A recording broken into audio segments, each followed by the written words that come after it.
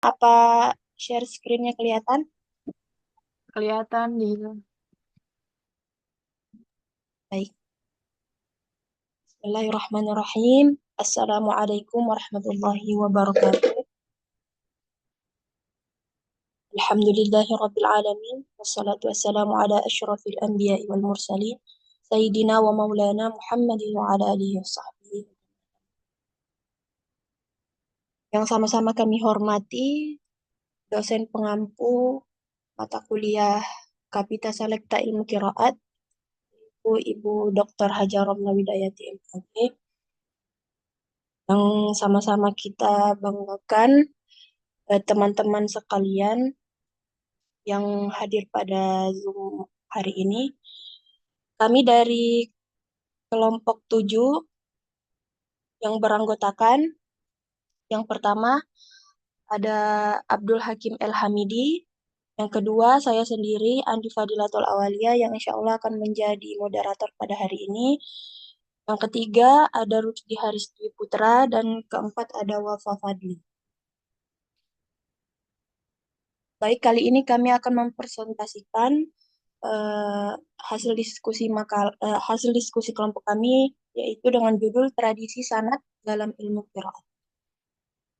Langsung saja untuk materi yang pertama akan dibacakan oleh Bapak Abdul Hakim El Hamidi. Kepadanya dipersilahkan. Baik, terima kasih Mbak Pendeta Aulia. Bisa kedengaran suaranya ya?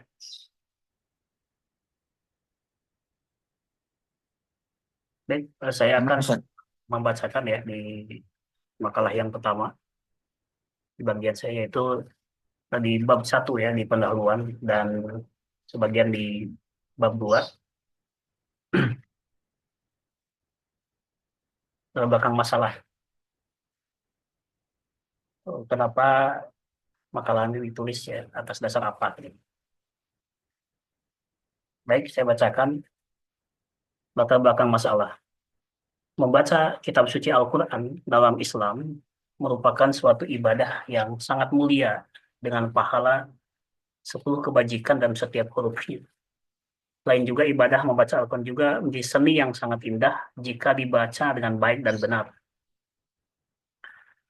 Berbicara tentang cara membaca Al-Quran, maka ada disiplin ilmu yang khusus membahas tentang cara membaca Al-Quran, yaitu ilmu qiraah. Terdapat beberapa macam cara membaca Al-Quran yang menambah seni keindahan dari Al-Quran dan juga komprehensif dalam membimbing kehidupan manusia dimanapun dan kapanpun. Tapi sayangnya sebagian besar umat Islam tidak mengetahui apalagi mengerti tentang macam-macam qiraat ini.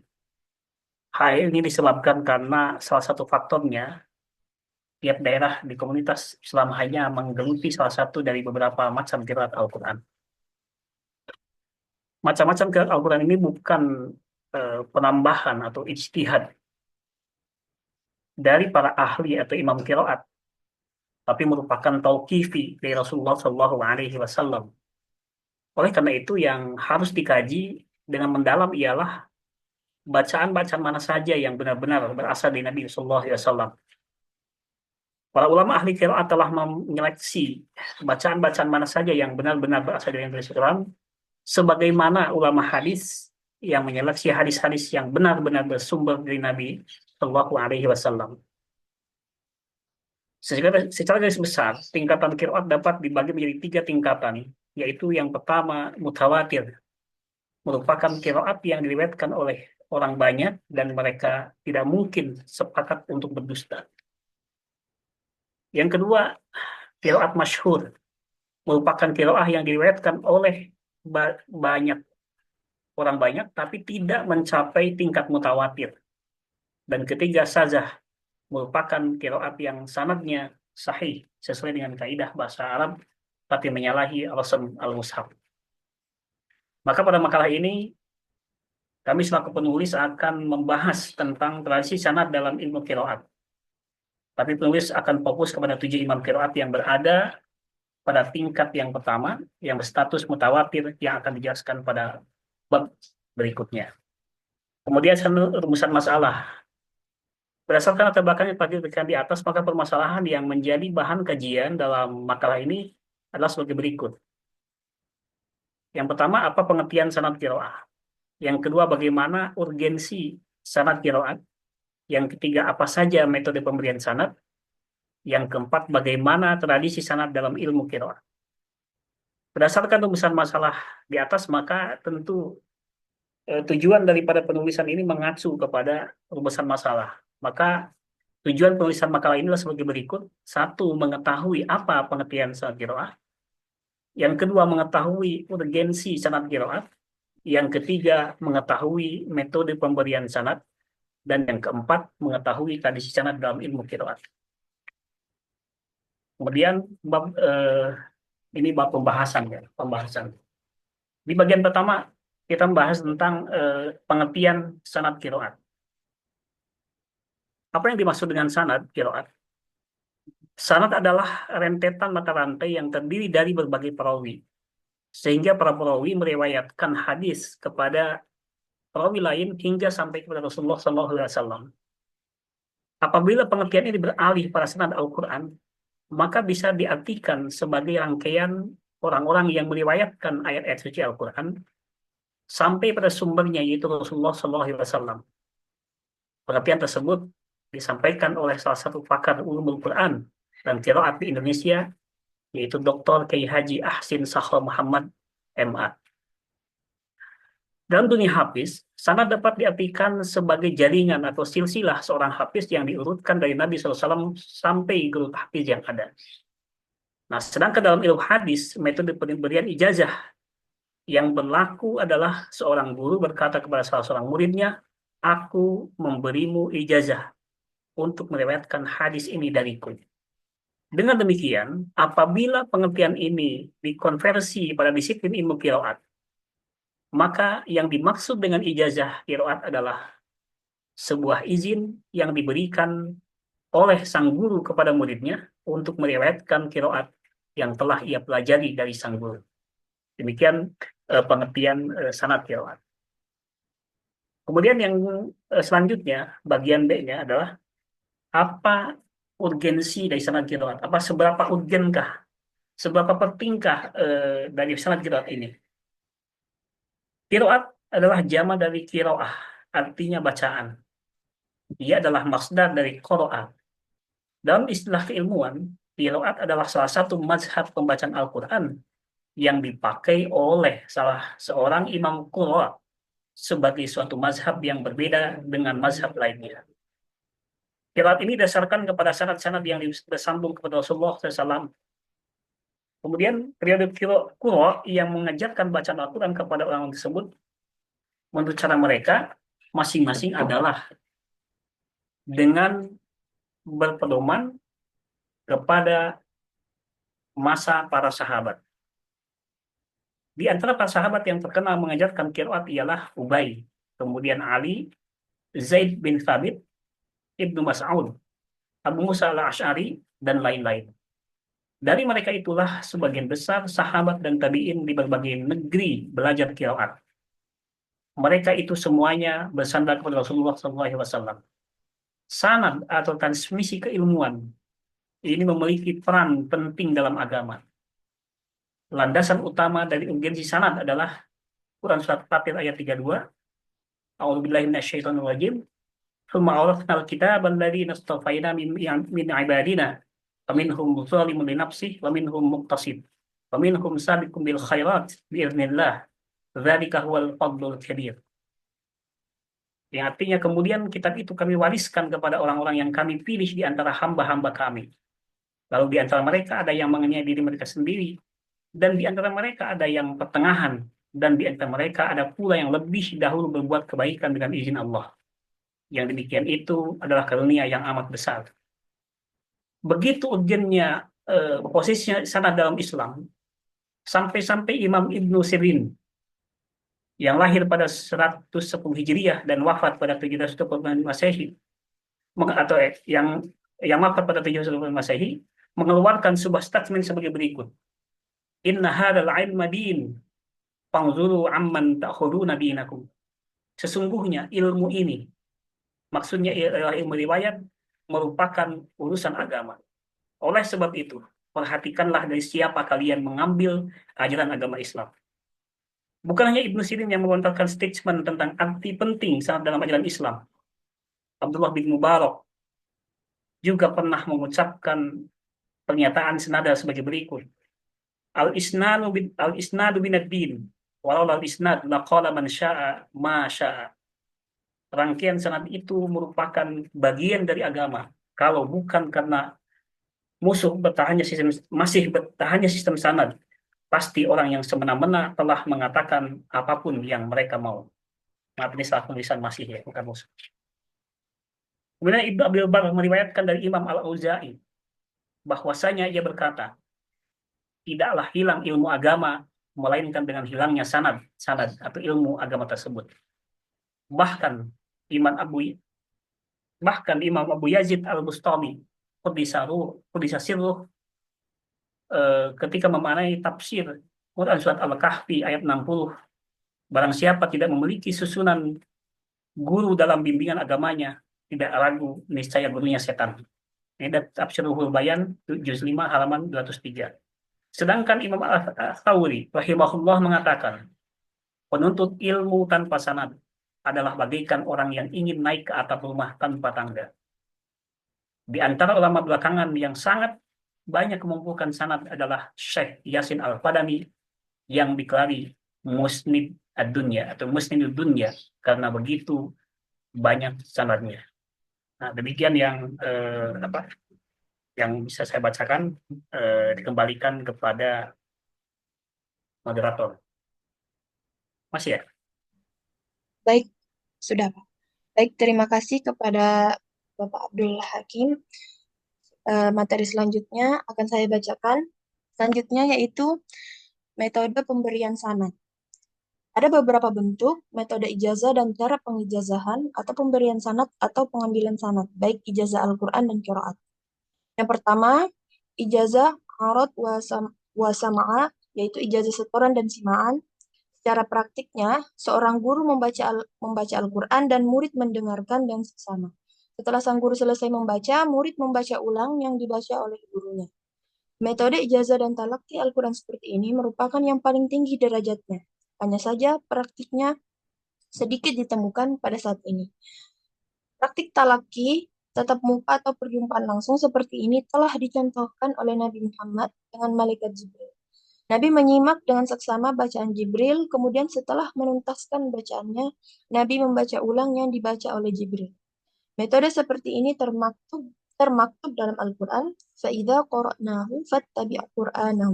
Apabila kami telah selesai membacakannya, maka ikutilah bacaan itu. Imam Nafi' merupakan salah satu imam qiraat yang mengikuti metode talaqi seperti di atas. Beliau membacakan terlebih dahulu kepada murid-muridnya sebanyak 30 ayat pada setiap pertemuan. Sistem giliran siapa yang berhak maju terlebih dahulu, beliau memberlakukan sistem siapa cepat, dan itulah yang dapat. Siapa yang rajin, maka dia yang berhak maju belajar terlebih dahulu. Begitu pula Imam Asim, beliau membaca Al-Quran kepada muridnya yang bernama Imam Syu'bah sebanyak 5 ayat tiap kali pertemuan.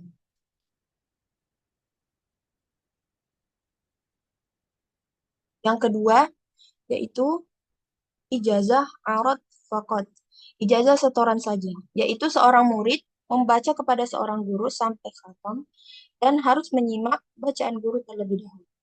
Metode talaqi seperti ini sangat terkenal dan banyak dipraktikkan di berbagai kutab, pesantren tahfiz, lembaga pendidikan Al-Quran, dan majelis pengajian Al-Quran.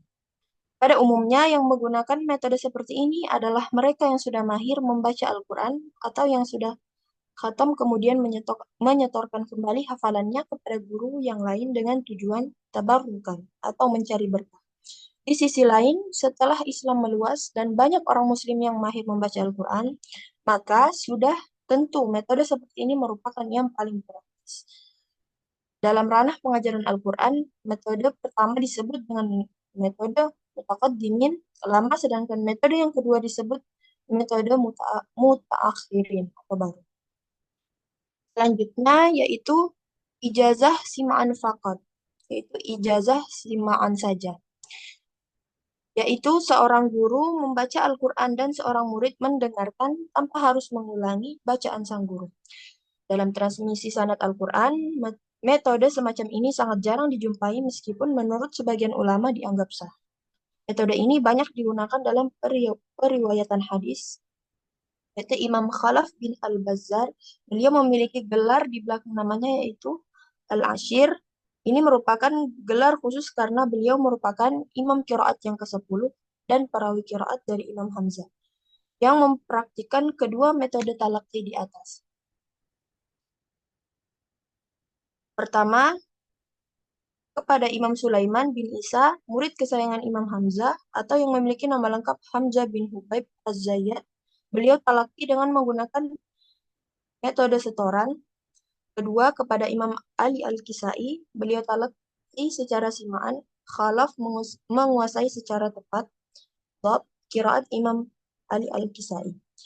Yang keempat, yakni ijazah bi al-ikhtibar, yaitu ijazah dengan uji kompetensi. Yaitu seorang guru menguji kompetensi seorang murid dengan mengajukan beberapa pertanyaan, wajah-wajah bacaan di tempat yang berbeda-beda.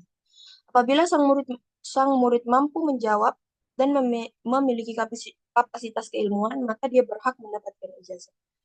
Namun, apabila sang murid dianggap tidak mampu, maka dia tak berhak mendapatkan legalitas ijazah.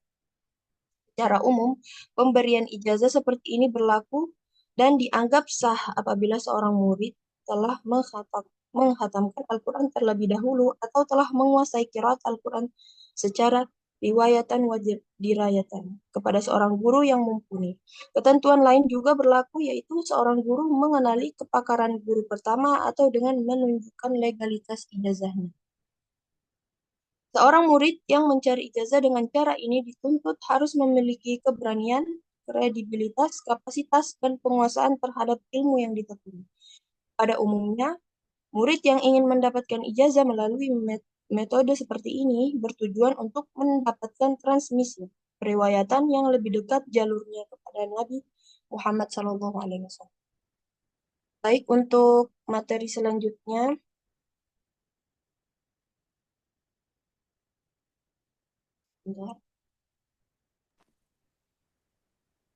akan dibacakan oleh Saudara Rusdi Haris. Padanya dipersilahkan. Bismillahirrahmanirrahim. Baiklah, terima kasih kepada moderator yang telah memberikan waktu. Barangkali langsung saja melanjutkan pembahasan daripada pemakaran sebelumnya berkaitan dengan metode pemberian sanad. Kita masuk kepada cara yang kelima, yaitu ijazah bi ba'dil Quran, yaitu ijazah sebagian Al-Quran, yaitu seorang murid membaca beberapa ayat Al-Quran kepada seorang guru, kemudian diberikan ijazah.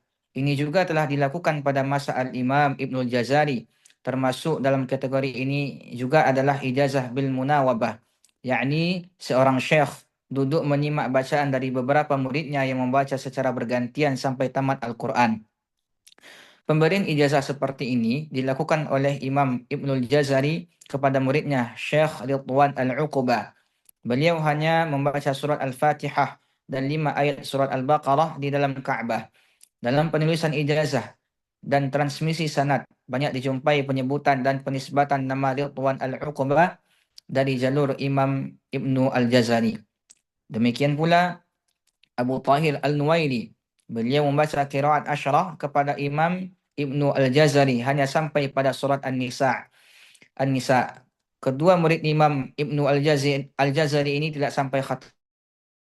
Beliau membaca dan mengambil sanad dari Ibnu Al-Jazari. Keduanya terlebih dahulu mengkhatamkan kepada seorang guru yang kompeten. Syekh Ridwan Al-Uqubah membaca Al-Quran dan qiraat kepada Syekh Zaki Abu Al-Barakat, Syekh An-Nur Abu Al-Hasan Ali Al-Dumaili Al-Maliki, Syekh Ismail An-Anbabi, dan lain-lain. Sedangkan Syekh Tahir Al-Nuwaili membaca kepada Abu Abdillah Al-Hariri, Syekh An-Nur Al-Habibi, Syekh Ibnu Ayyash, dan lain-lain. Sehingga sah-sah saja pemberian ijazah seperti ini kepada keduanya karena kualitas, kredibilitas, dan kapasitas yang dimiliki oleh keduanya tidak terbantahkan, di samping telah mengkhatamkan terlebih dahulu kepada guru yang lain.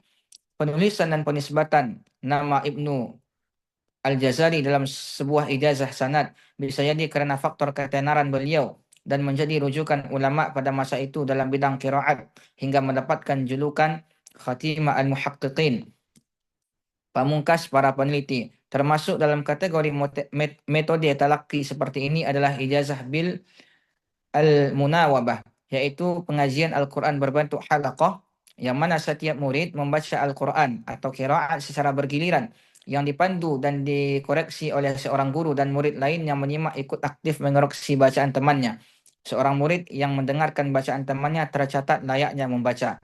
Metode seperti ini dipraktikkan oleh sebagian masyayikh di Timur Tengah, termasuk Syekh Bakri Al-Tarabishi. Namun di akhir hayatnya, beliau mencabut ijazah metode seperti ini karena banyak yang menyalahgunakan untuk kepentingan yang tidak selaras dengan nilai-nilai Al-Quran. Yang keenam adalah ijazah bil mukatabah, yaitu yang mana seorang guru mengirimkan ijazah kepada muridnya meskipun tidak bertemu dan mendengarkan darinya walau satu huruf.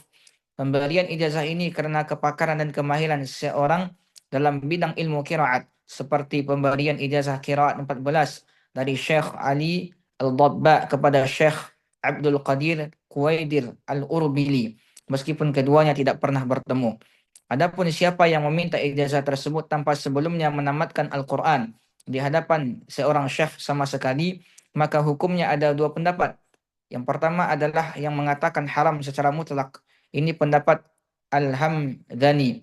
Kemudian hukum yang kedua adalah tawakuf, diam atau tidak memberikan hukum terhadap keadaan ini, namun tetap mensyaratkan kemampuan dari penerima ijazah. Ini adalah pendapat Ibnu Jazari, di mana beliau juga telah memberikan ijazah sebagian Al-Quran kepada murid-muridnya disebabkan kemampuannya. Kemudian masuk kepada poin D tentang tradisi sanad dalam ilmu qiraat. Setiap ilmu yang bersifat transformatory akan membutuhkan sistem transmisi sanad atau isnad yang baku untuk menjamin akurasi informasi yang disampaikan. Martin van Burinessen menyebutkan bahwa sistem isnad yang bermuara sampai Rasulullah SAW merupakan sesuatu yang penting bagi kalangan kaum Islam tradisionalis. Hal ini seperti yang dilakukan dalam tarikat, hadis maupun kitab-kitab yang dijadikan bahan pelajaran. Namun, menurut hemat penulis, sistem sanad bukan hanya identik dengan kalangan Muslim tradisionalis sebagaimana disebutkan Martin, sebab sistem sanad pada hakikatnya merupakan salah satu mekanisme pencarian informasi dan data yang begitu sempurna dan dapat dipertanggungjawabkan. Dalam hadis misalnya, seseorang yang tidak memenuhi kriteria sebagai pewari yang thiqah, informasi tentang hadis Rasulullah SAW akan diabaikan. Apalagi dalam disiplin ilmu qiraat, di mana seorang qari benar-benar dilarang untuk meriwayatkan qiraat bil al-ma'na, yang mana hanya substansi makna dan redaksi aslinya. Secara garis besar, ilmu qiraat adalah ilmu yang mempelajari sistem dokumentasi tertulis dan artikulasi lafal Al-Quran berdasarkan standar dan kualifikasi yang ditetapkan dalam disiplin ilmu qiraat. Dapat dipilah secara tegas antara riwayat sanad qiraat yang absah dan tidak absah. Dapat juga dibedakan mana sistem artikulasi yang benar dan tidak benar. Hanya saja ilmu qiraat memang tidak begitu populer di kalangan kaum muslimin. Masyarakat muslim lebih akrab dengan ilmu tajwid, sebagaimana yang berkaitan dengan hukum bacaan lafal Al-Quran ketimbang ilmu qiraat. Jadi tidak heran kalau individu muslim, wabil khusus yang tinggal di Indonesia, banyak yang tidak mengetahui transmisi qiraat sanad yang dibaca sehari-hari. Kronologi munculnya sistem tradisi sanad Islam berawal dari tragedi pembunuhan Khalifah Utsman bin Affan. Rekaman sejarah menunjukkan bahwa pada masa awal Islam tidak ada saudara muslim yang muslim. Kondisi semacam ini terus berlangsung sampai terjadi tragedi pembunuhan khalifah ketiga tersebut. Semenjak peristiwa itulah kaum muslimin memasuki masa fitnah yang sangat besar, sehingga memotivasi terjadinya perang sipil di kalangan umat Islam. Sejak masa itulah orang tidak mau lagi menerima informasi yang berkaitan dengan hadis Nabi SAW sebelum mengetahui status perawinya. Fitnah tersebut mengakibatkan moralitas kaum muslimin menurun drastis.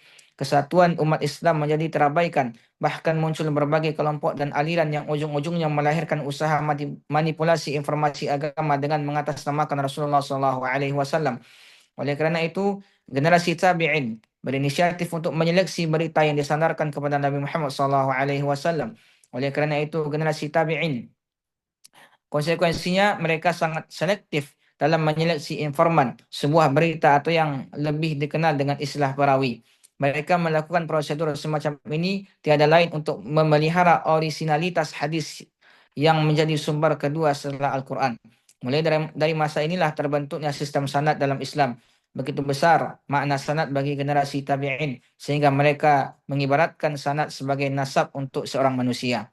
Qiraat Al-Quran merupakan kalam ilahi yang diwahyukan kepada Nabi Muhammad SAW.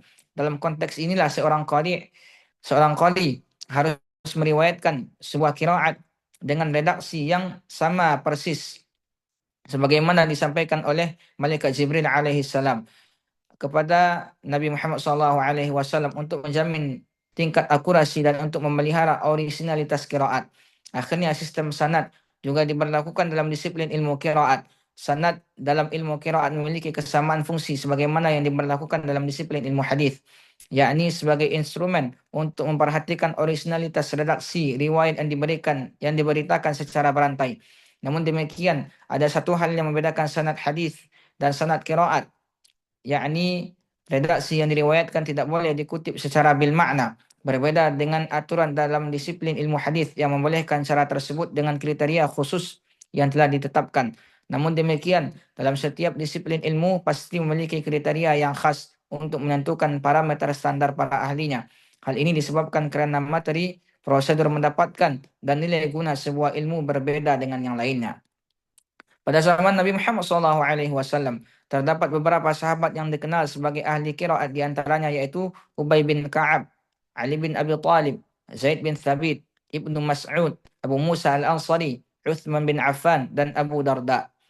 Kebanyakan muara dari para imam qiraat dalam rangkaian sanadnya sebelum sampai ke Nabi Muhammad SAW, maka akan terlebih dahulu melewati sahabat yang tersebut di atas. Tidak ada bedanya cara periwayatan antara Al-Quran dan hadis. Hanya saja menurut penulis, dalam periwayatan Al-Quran terkadang para sahabat yang merasa kurang menguasai Al-Quran dengan baik, terutama dalam tata cara membaca Al-Quran, maka mereka akan berkonsultasi kepada sahabat yang dianggap menguasai perkara tersebut. Sebut saja Abu Hurairah yang terkenal dengan banyaknya hafalan hadisnya, tapi ketika membaca Al-Quran maka beliau berkonsultasi kepada Ubay bin Ka'ab. Para sahabat berpencar ke daerah-daerah yang sudah ditaklukkan oleh Islam untuk meluaskan ajaran Islam, termasuk qiraat Al-Quran menurut penguasaan mereka terhadap pengetahuan tersebut, sehingga para tabi'in akan mengikuti versi qiraat yang dikuasai oleh sahabat yang mengajarinya, sehingga makin banyaknya pengikut dari masing-masing qiraat dan tidak menutup kemungkinan baik dari sahabat maupun tabi'in menguasai lebih dari satu macam qiraat. Pada akhir abad pertama dan di awal abad kedua Hijriah, qiraat Al-Quran makin memasyarakatkan dengan berbagai macam qiraat, sehingga para ahli qiraat pada masa itu menyeleksi mana saja qiraat yang benar-benar dari Nabi Muhammad SAW. Banyaknya ahli qiraat pada masa itu yang akan diseleksi menuntut para ahli qiraat untuk bekerja dengan ekstra hati-hati. Secara umum, hasil dari penyeleksian tersebut menyimpulkan bahawa qiraat yang benar-benar bersumber dari Nabi Muhammad SAW, yaitu qiraat yang dinisbatkan kepada 10 imam qiraat yang masing-masing mempunyai versi sendiri. Dari 10 versi qiraat itu dapat dibagi menjadi 2 golongan, yaitu 7 qiraat yang berstatus mutawatir dan 3 qiraat yang berstatus sahih. Di bawah ini akan dijelaskan 10 imam qiraat beserta sanadnya yang bersambung sampai kepada Nabi Muhammad SAW. Yang pertama adalah Imam Nafi'. Nama lengkap dari Imam Nafi' ialah Nafi' bin Abdul Rahman bin Abi Na'im Al-Laits. Beliau berasal dari Asbahan dan beliau mempunyai warna kulit yang sangat hitam. Beliau lahir kira-kira pada tahun 70 Hijriah dan tahun 169 Hijriah. Imam Nafi' merupakan imam qiraat di Madinah setelah zaman tabi'in. Beliau menjadi imam qiraat lebih dari 70 tahun. Imam Nafi' belajar qiraat Al-Quran dari 70 tabi'in. 5 di antaranya yang terkenal ialah Abu Ja'far bin Yazid bin Al-Qa'qa' Qadi, yang merupakan pembantu dari Abdullah bin Abbas bin Abi Rabi'ah Al-Makhzum. Kemudian Abu Dawud. Kemudian Abdul Rahman bin Harmaz bin Al-A'raj, yaitu pembantu Muhammad bin Rabi'ah bin Al-Harith bin Abdul Muttalib. Kemudian Abu Ruh Yazid bin Ruman, yaitu pembantu Muhammad Al-Zabir bin Al-Awwam. Kemudian Abu Abdullah Muslim bin Jundab Al-Hadili Al-Qadi. Dan Syaibah bin Nasah bin Sarjas bin Ya'qub Al-Qadi, pembantu Ummu Salamah istri Nabi Muhammad SAW. Kelima tabi'in tersebut belajar qiraat dari Abu Humairah dan Abu Hurairah dan Ibnu Abbas. Keduanya belajar dari Ubay bin Ka'ab, dan Ubay bin Ka'ab langsung mendapat qiraat dari Nabi Muhammad SAW. Sedangkan murid dari Imam Nafi' yang terkenal yaitu yang pertama Qalun. Nama lengkapnya ialah Abu Musa Isa bin Mainan, lahir tahun 120 Hijriah dan meninggal pada tahun 220 Hijriah di Sawab. Ia belajar kepada Imam Nafi' selama 50 tahun dan ia dijuluki Qalun kerana bagusnya bacaan Al-Qur'annya. Dan kedua yaitu Warash. Nama lengkapnya ialah Uthman bin Sa'id Al-Misri dan dijuluki dengan Warash. Ia lahir pada tahun 110 Hijriah dan wafat pada tahun 197 Hijriah di Mesir. Belajar qiraat kepada Imam Nafi' selama 55 tahun dan ia mempunyai suara yang bagus dan alim tajwidnya dan ahli bahasa Arab. Kemudian imam yang kedua yaitu Imam Ibnu Katsir. Nama lengkap dari Ibnu Katsir ialah Abu Ma'bud Abdullah bin Katsir bin Amr bin Zanin Al-Dari. Beliau lahir tahun 45 Hijriah dan wafat tahun 120 Hijriah. Beliau merupakan salah satu orang yang alim qiraat di Makkah. Beliau juga pernah bertemu dengan sahabat Abdullah Abu Ayyub Al-Ansari dan Anas bin Malik.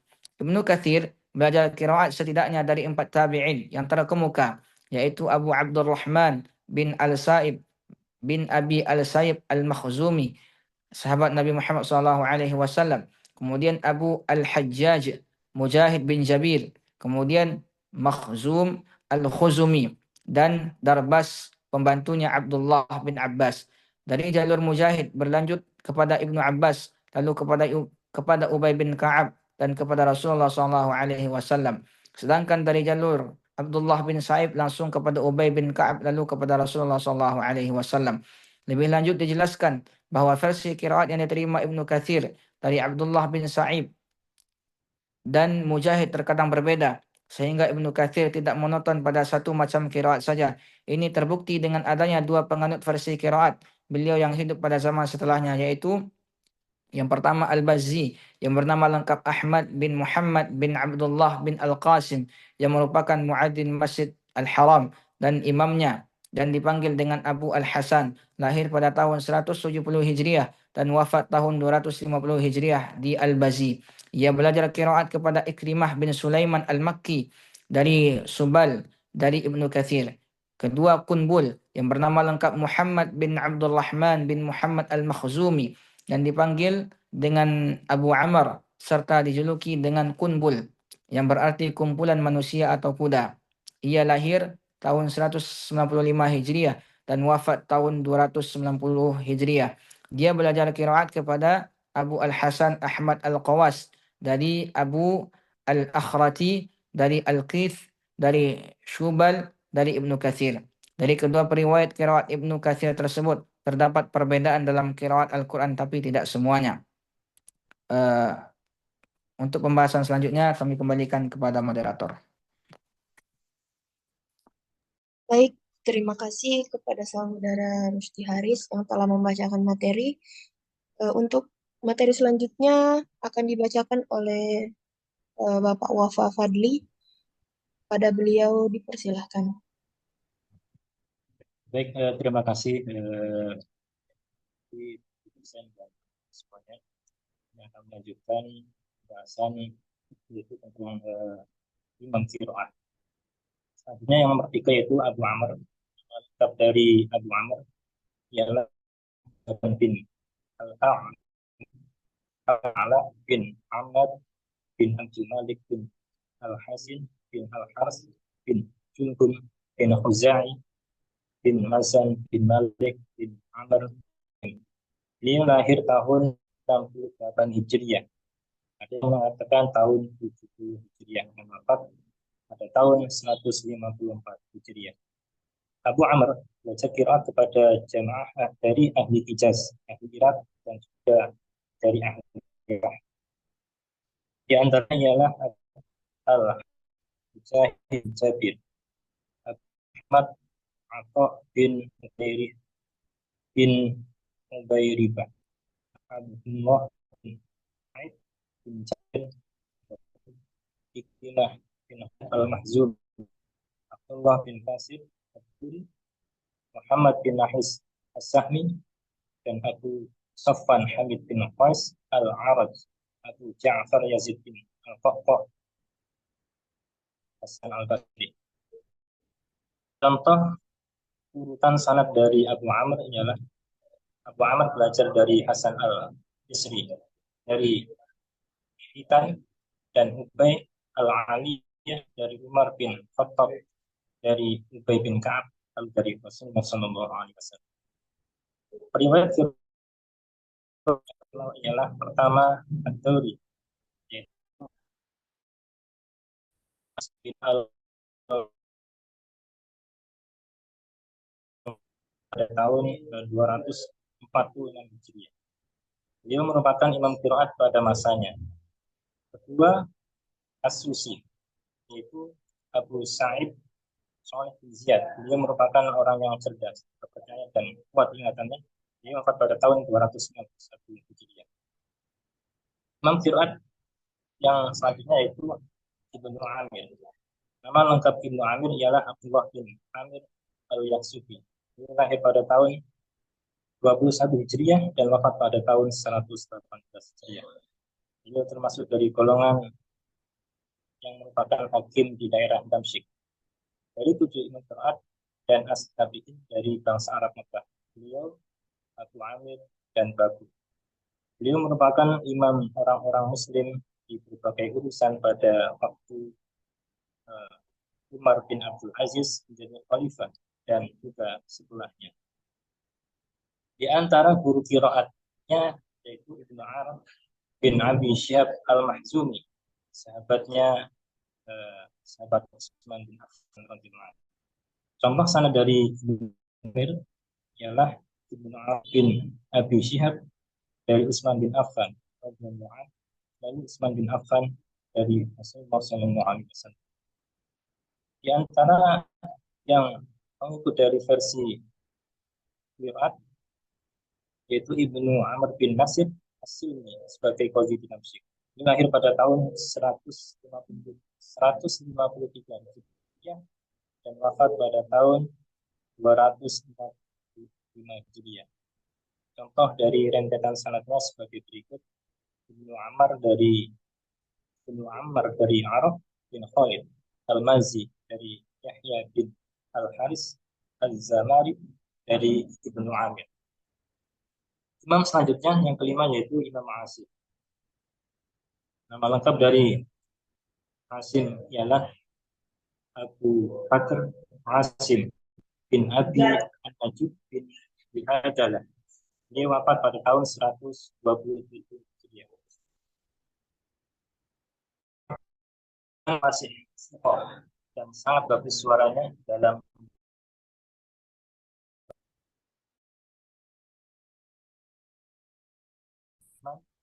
bin Abi Asimi, Abu Maryam bin Habis Al-Arim, dan kepada Abu Amr Sa'id bin Iyas As-Saibani. Contoh rentetan sanad yaitu Asim belajar qiraat dari Ubay Abdurrahman, Abdullah bin Habib Asimi dari Utsman bin Affan, Ali bin Abi Thalib, Ubay bin Ka'ab, Abdullah bin Mas'ud, dan Zaid bin Sabit, dan sepatu dari Rasulullah sallallahu alaihi wasallam. Riwayat qiraat dari Asim yang terkenal ialah pertama Syu'bah, yaitu Abu Bakar bin Iyas bin Salim Al-Asadi. Ia dikenal dengan nama Syu'bah. Ada juga yang mengatakan Muhammad atau Matsir. Ia lahir pada tahun 95 Hijriah dan wafat pada tahun 193 Hijriah. Ia merupakan imam besar pada masanya dan telah menghatamkan Al-Quran sebanyak 18.000 kali. Kedua, Hafiz, yaitu Abu Umar Hafiz bin Sulaiman bin Al-Mughirah Al-Bazazi, yang terkenal dengan nama Hafiz. Ia lahir pada tahun 90 Hijriah dan wafat pada tahun 180 Hijriah. Ia langsung belajar pada Asim dari sejak Imam selanjutnya yaitu yang keenam, Hamzah. Nama lengkap Imam Hamzah ialah Hamzah bin Habib bin Aymar bin Ismail Az-Ziyad At-Tamimi. Dia wafat pada tahun 156 Hijriah. Dia merupakan imam umat Islam di Kufah setelah Asim dan Al-Hamis.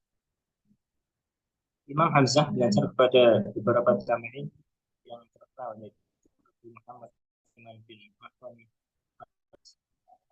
Abdurrahman, Muhammad bin Abdurrahman bin Abi Layla al-Ansari al-Fawzi, Muhammad bin Abi, Abu Ishaq, Amir bin Al-Hamdani, Abu Abdullah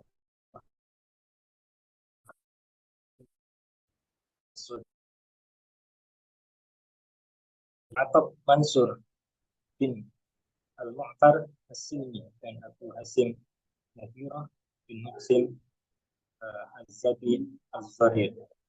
Salah satu contoh rentetan sanad Hamzah ialah Hamzah belajar qiraat pada As-Sa'di dari Abi Abdurrahman As-Silmi, dari Mas'ud, dari Ibnu Mas'ud, dari Minhal, dari Sa'id bin Jabir, dari Ibnu Abbas, dari Ubay bin Ka'ab, dan Zaid bin Sabit, dan keduanya langsung dari Muhammad sallallahu alaihi wasallam.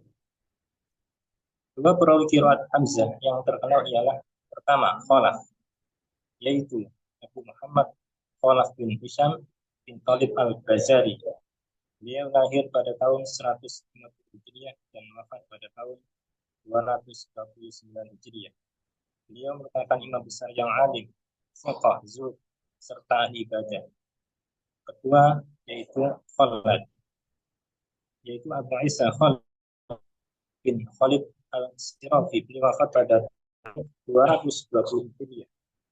Beliau merupakan imam besar qiraat yang fiqh, hadis, dan lain sebagainya. Imam selanjutnya yaitu Al-Kisai. Nama lengkap Imam Al-Kisai ialah Abu Hasan Ali bin Haris Al-Kisai. Beliau wafat pada tahun 189 Hijriah. Ibnu Ma'in mengatakan bahwa beliau tidak pernah melihat orang yang paling fasih lahjah qiraat Al-Quran selain dari Imam Al-Kisai. Al-Kisai belajar qiraat dari beberapa ahli qiraat yang terkenal, di antaranya ialah Hamzah bin Habib Az-Ziyad, Abu Abdurrahman Muhammad bin Abdurrahman bin Abi Layla, Abu Amr Isa bin Umar Al-Hamdani, Abi Bakar bin Ayas, dan Abu Ibrahim Ismail bin Ja'far. Para guru Al-Kisai sama sanadnya kepada Muhammad sallallahu alaihi wasallam. Dua riwayat qiraat Imam Al-Kisai yang terkenal adalah pertama Abdul Haris, yaitu Al-Lais bin Khalid Al-Maras, 240 Hijriah. Beliau merupakan ahli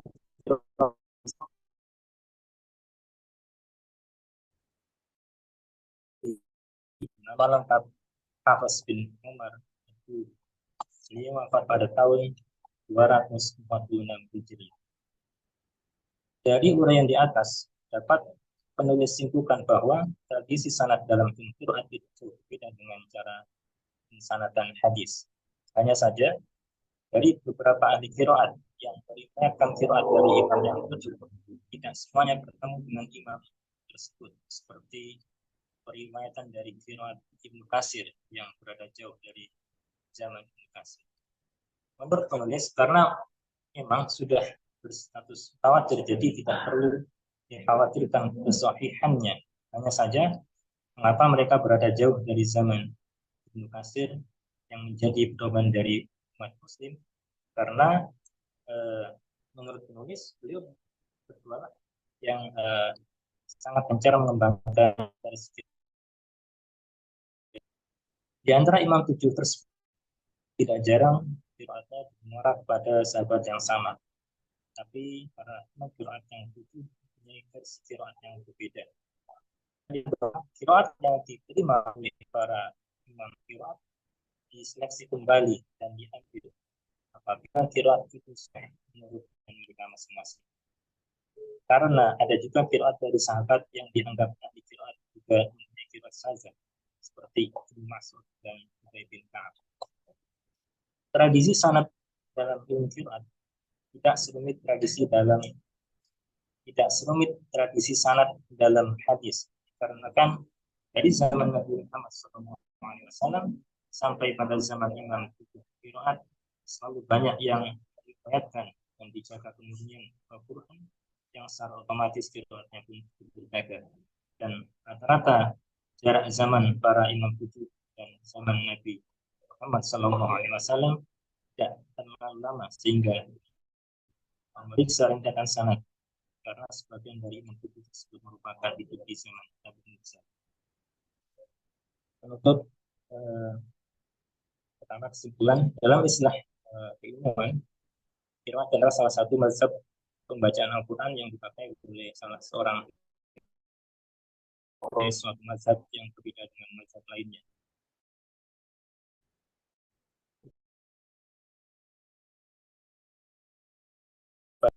Para qurra yang mengajarkan bacaan Al-Quran kepada orang-orang menurut cara mereka masing-masing adalah dengan berpedoman kepada para sahabat, berpedoman kepada masa para sahabat. Dari mereka itulah sebagian besar sahabat dan tabi'in di berbagai negeri belajar qiraat. Mereka itu semuanya bersandar pada Rasulullah SAW. Para pengkaji ilmu Al-Quran dan yang kita soal ijazah itu qiraat, yaitu Ibnu Katsir, Ibnu Amir, Asim, Abu Amr, Hamzah, Nafi' dan Al-Kisai yang kenal dengan qiraat sab'ah, merupakan rujukan utama umat Islam dalam tata cara membaca Al-Quran. Tujuh imam tersebut mempunyai periwayat-periwayat sebagaimana yang disebut di bab sebelumnya, yang juga menjadi rujukan Islam dalam cara membaca Al-Quran, dikarenakan mungkin imam tujuh masih ada qiraat yang masih terperinci lagi sehingga memungkinkan umat Islam untuk mengamalkan dan membaca Al-Quran. Dalam mengkaji tradisi sanad dari tujuh imam tersebut tidak terlalu sulit karena banyaknya yang meriwayatkan qiraat dari tujuh imam tersebut, sehingga qiraat dari tujuh imam tersebut mutawatir. Kemudian dari kami terima kasih atas waktu dan kita diskusikan bersama. Terima kasih dan kembalikan ke kata moderator. Assalamualaikum warahmatullahi wabarakatuh. Baik, terima kasih kepada Bapak Wafa Fadli yang telah membacakan materi. Saya sudah sesi presentasi untuk kelompok 7. Sesi selanjutnya yaitu sesi tanya jawab. Bagi teman-teman sekalian yang ingin bertanya, dipersilahkan.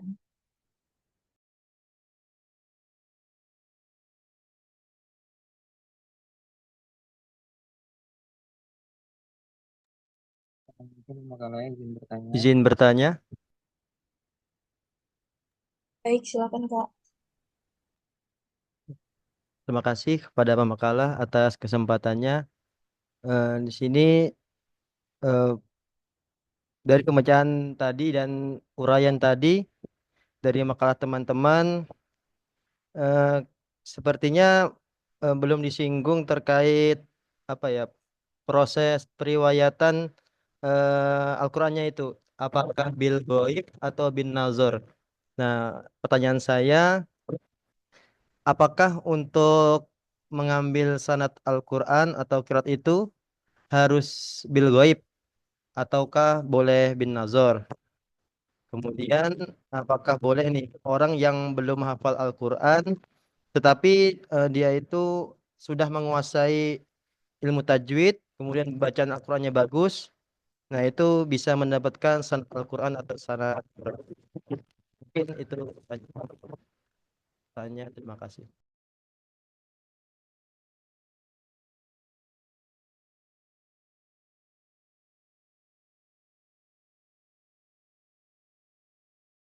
Boleh diulang pertanyaan terakhir, Kak? Pertanyaan terakhir, apakah boleh orang yang belum eh, hafal Al-Quran, tetapi bacaan tetapi dia telah menguasai ilmu tajwid, kemudian bacaan Qurannya itu bagus. Itu apakah boleh mendapatkan sanad Al-Quran atau sanad kiroat gitu? Bisa Baik, dipahami, Kak?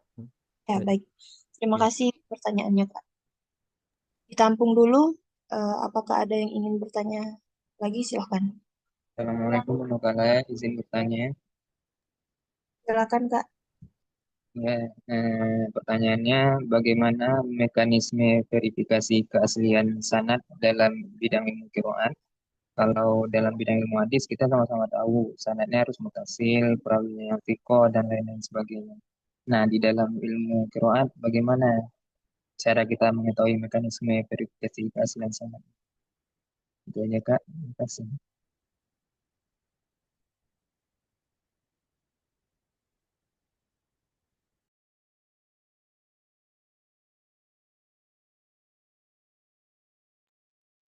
Ya, baik. Terima kasih pertanyaannya. Mungkin satu lagi, silahkan.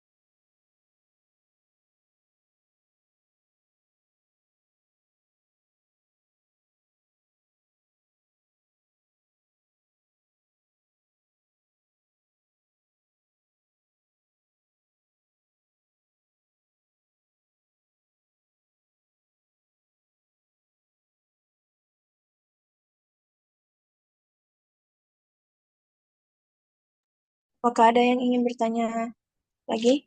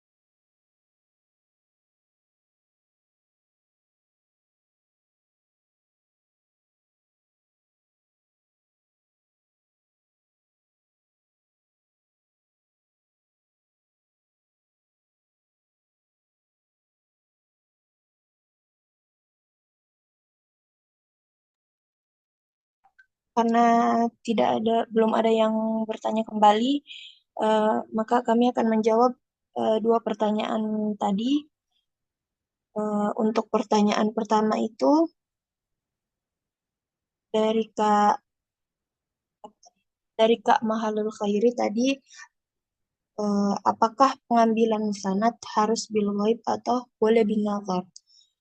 Terus yang kedua, apakah boleh orang yang tidak hafal Al-Quran tapi mempunyai keilmuan yang bagus di bidang Al-Quran, apakah boleh mendapatkan sanad? Seperti itu ya pertanyaannya, Kak. Iya, betul. Baik, untuk teman-teman kelompok 7, apakah ada yang ingin menjawab?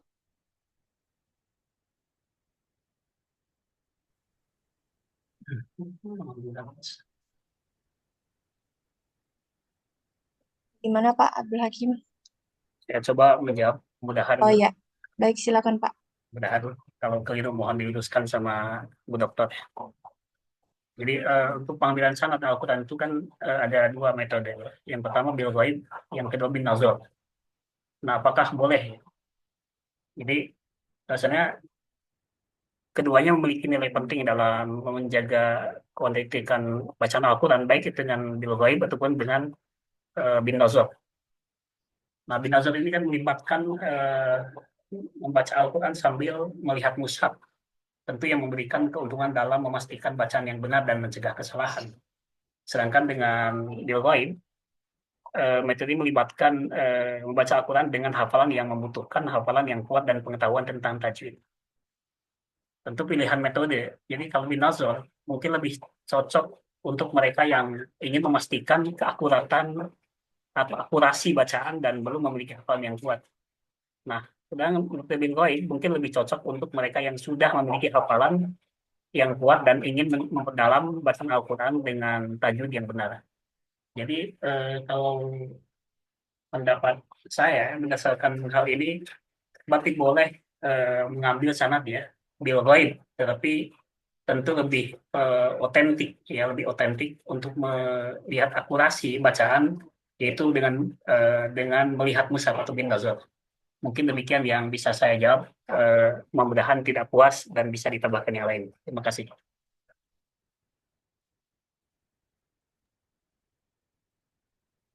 Baik, eh, terus ada yang kedua lagi, Pak. Apakah boleh orang yang tidak hafal Al-Quran tapi mempunyai keilmuan yang bagus di bidang Quran? Apakah boleh mendapatkan sanad?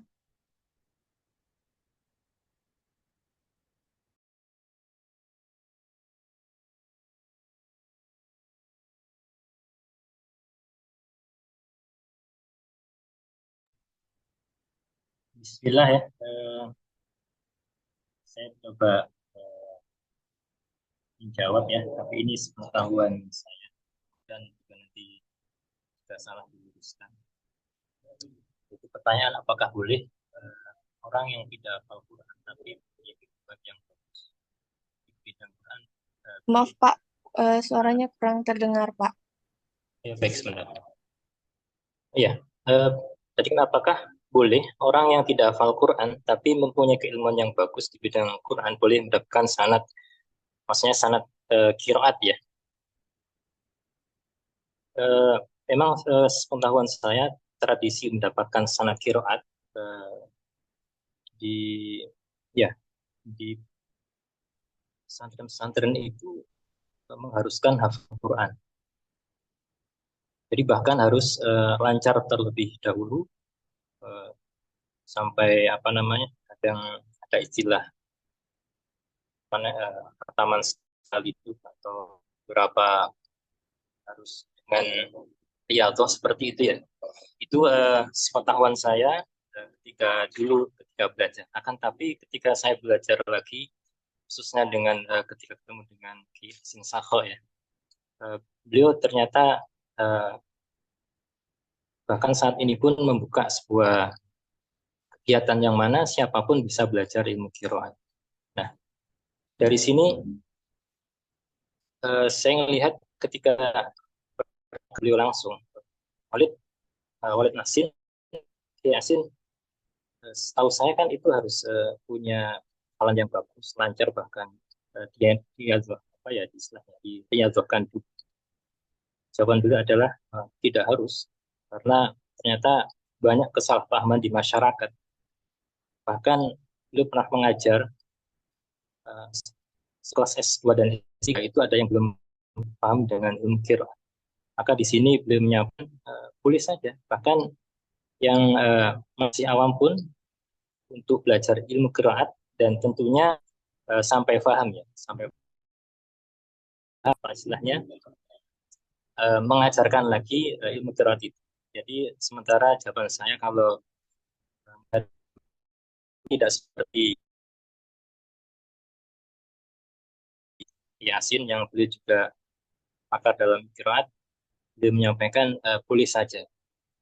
Tapi tentunya memang benar-benar dia sudah apa namanya, meskipun tidak hafal, tapi dia memang benar paham, bisa apa namanya membaca dengan benar.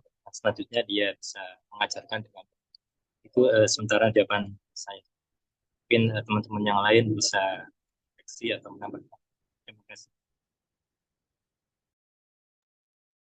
Baik, terima kasih jawabannya, Pak Fahadli. Apakah sudah jelas jawabannya, Kak Halul Khairi? Oke, alhamdulillah jelas jawabannya. Mungkin nanti bisa ditambahkan kembali supaya mungkin ada tambahan baru gitu. Terima kasih. Ya, baik. Terima kasih. Pertanyaan selanjutnya yaitu dari Kak Abel Razali tadi ya. Eh, Pertanyaannya itu bagaimana mengetahui mekanisme sertifikasi sanad atau bagaimana melihat keorisinalitasan sanad di bidang qiraat. Apakah sama dengan ilmu hadis? Gitu ya, Kak? Iya, Kak. Betul nggak, Kak? Baik, teman-teman dari kelompok 7, apakah ada yang ingin menjawab? Baik, Assalamualaikum warahmatullahi wabarakatuh. Izin mencoba menjawab moderator. Ya, baik. Silakan, Kak. Eh, Bismillahirrahmanirrahim. Eh, Barangkali dari apa yang disampaikan oleh beberapa pemakalah tadi, bahwasanya kami telah menuliskan begitu panjangnya makalah, maka kami menyimpulkan bahwasanya berbicara tentang periwayatan ilmu qiraat itu sama halnya dengan meriwayatkan eh, hadis di dalam ilmu hadis. Bahwasanya eh, bahwasanya seorang perawi itu dituntut untuk thiqah, adil dan dhabit, tidak syadz dan lain sebagainya. Namun yang membedakan di sini kan eh, nanti di ilmu qiraat atau di ilmu hadis itu diperbolehkan untuk meriwayatkan sebuah hadis dengan lafaz yang berbeda namun dengan makna yang sama. Adapun di dalam eh, ilmu qiraat itu tidak diperbolehkan meriwayatkan qiraat bil makna saja. Artinya mulai dari lafaz dan maknanya itu harus sama. Sehingga kami menyimpulkan bahwasanya kalau kita melihat kriteria-kriterianya itu sama dengan ilmu hadis, namun yang membedakannya saja dalam hal apakah boleh diriwayatkan menggunakan lafaz yang berbeda atau tidak. Barangkali itu saja untuk sementara ini dulu, moderator. Kurang lebihnya nanti ditambahkan oleh teman-teman yang lain.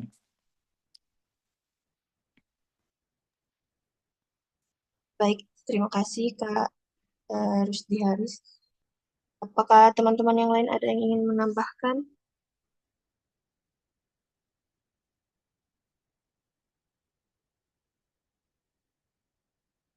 Atau mungkin nanti bisa ditambahkan oleh Ibu Romlah. Ini lanjut, Bu, sesi pertanyaan. Oh, silakan kalau masih ada pertanyaan. Baik, apakah teman-teman ada yang ingin bertanya?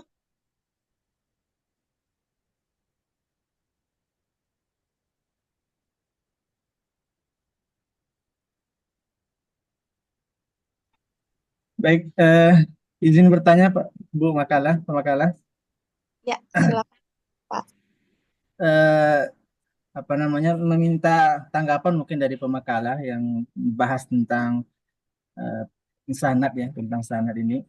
Kami melihat akhir-akhir ini eh, apa namanya ada istilah yang kemudian berkembang di para muslim ini yang memiliki sanad yang mungkin mereka dulu mendapatkan sanad dari guru-gurunya dengan susah payah, bahkan butuh perjuangan yang sangat berat.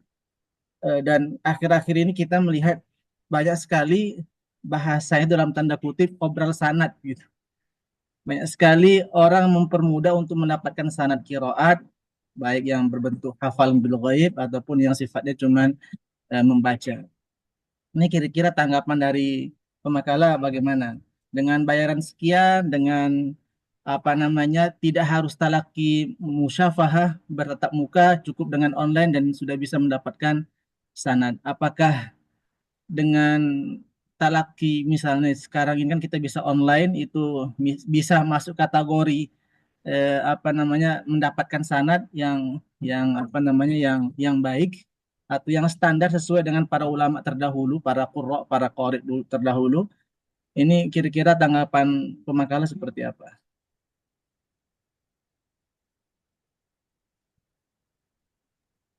Baik, cukup ya, Pak, pertanyaannya.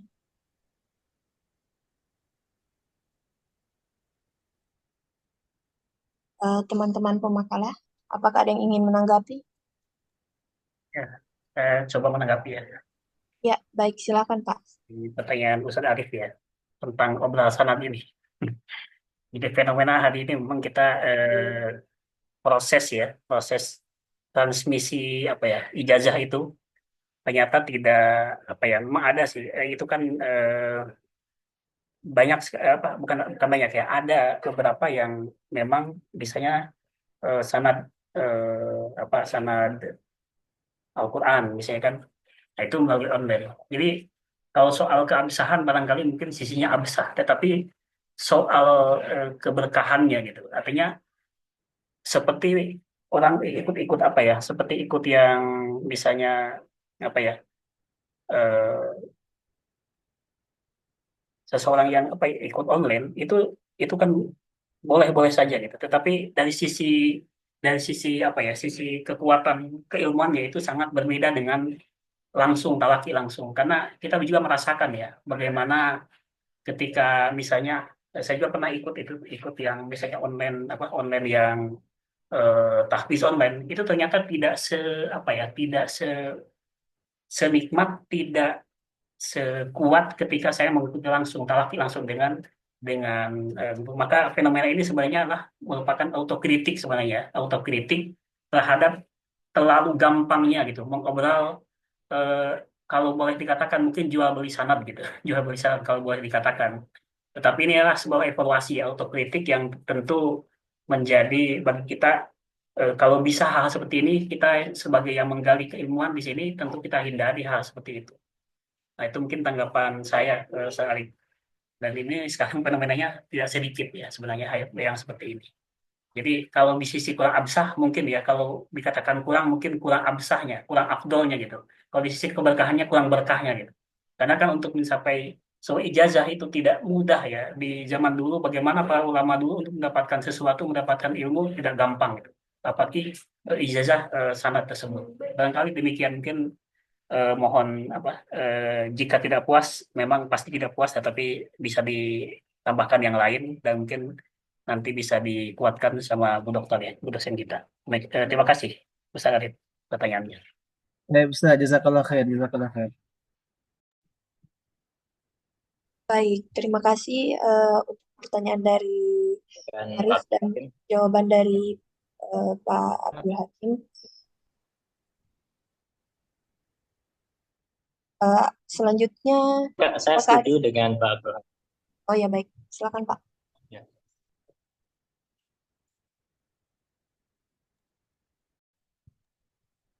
Silakan Pak Wafa, apa ada tambahan?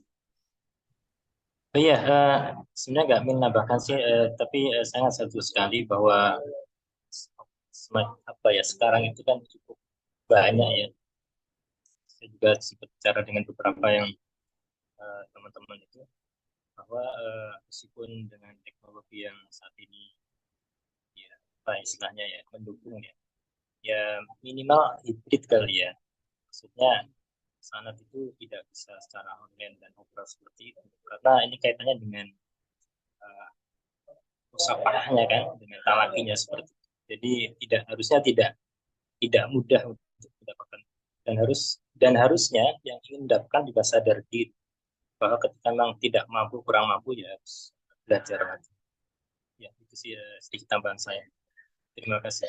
Mudah-mudahan ini menyadarkan kita semuanya bahwa mendapatkan sanad itu harus dengan sungguh-sungguh. Terima kasih. Baik, terima kasih untuk tambahannya Pak Wafa. Ya, mungkin yang lain, apakah ada yang ingin bertanya lagi? Dipersilahkan.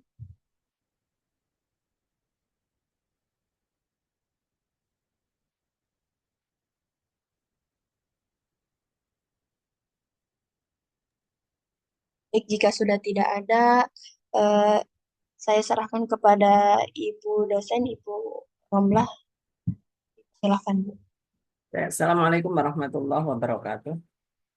Waalaikumsalam Waalaikumsalam warahmatullahi wabarakatuh. wabarakatuh. Bismillah walhamdulillah wassalatu wassalamu ala rasulillah wa ala alihi wasahbihi wa mawala amma ba'du. Seluruh mahasiswa pasca IAT semester 1 alhamdulillah dan terima kasih kepada yang bertugas untuk presentasi makalah pada sore hari ini. Makalahnya cukup bagus ya, sebetulnya cukup detail. Cuman memang kita menemukan beberapa hal terkait dengan fenomena yang tadi sudah didiskusikan tadi. Terkait dengan tradisi sanad ya, tradisi sanad bacaan Al-Qur'an. Memang tradisi seperti ini muncul ya berkenaan tadi sudah dijelaskan ya, berkenaan dengan munculnya upaya untuk seleksi hadis pada saat itu karena adanya beberapa hal ya, kepentingan untuk menyelamatkan riwayat-riwayat yang betul-betul bersumber dari Nabi dan yang tidak bersumber dari Nabi. Adapun terkait dengan bacaan Al-Quran atau qiraat Al-Quran, sejak awal kita tahu sudah terdokumentasikan dan sudah periwayatannya sudah jelas mutawatir, yang mana sudah disebutkan kriterianya tiga. Kullu ma wafaqa wajhan nahwi, sesuai dengan tata bahasa Arab. Artinya tidak menyalahi aturan tata bahasa Arab. Sekalipun yang ini mawafaqa wajhan nahwi ini memang dari sisi nahwu ini juga ciptaan manusia kan, itu masih berbeda. Masih ada ikhtilaf. Kemudian wasahha isnad dan sahih sanadnya. Jelas sanadnya diriwayatkan secara mutawatir. Mulai dari generasi awal sampai generasi berikutnya. Dan kemudian yang ketiga itu sesuai dengan wakana lirrasmi ihtimalan yahwi. Sesuai dengan Rasam Mushaf Utsmani yang terkandung dalam Rasam Mushaf Utsmani. Kita tahu bahwasanya Rasam Mushaf Utsmani itu tidak hanya ditulis dengan satu versi saja, namun yang bisa disatukan itu ditulis dengan satu jenis. Tapi yang tidak memungkinkan, misalnya karena ada perbedaan dari sisi bukan i'rab ya.